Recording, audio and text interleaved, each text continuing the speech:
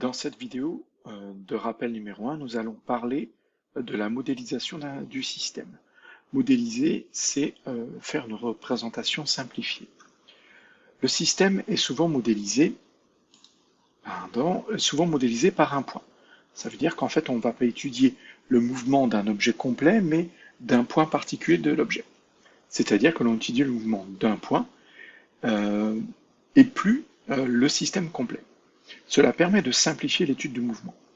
Oui, en effet, ça va permettre d'éviter les mouvements de rotation de l'objet sur lui-même.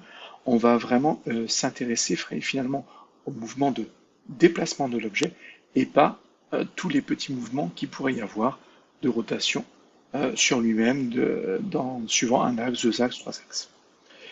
Dans ce petit document de rappel, il y a une petite partie à savoir, donc nouvelle. On utilisera le centre de masse du système qui sera appelé G. C'est le point situé à la position moyenne de la répartition de la masse du système.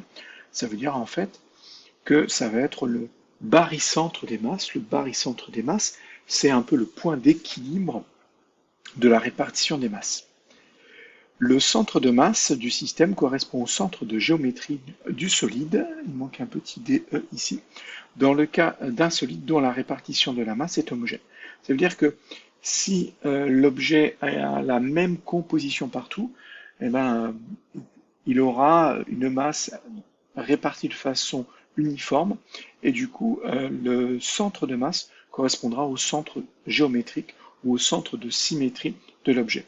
Donc là, vous avez des centres de symétrie de différents objets avec des formes simples. Et si on considère que la masse est répartie de façon homogène sur ces solides, alors on considère que ce centre de symétrie de l'objet correspond au centre de masse.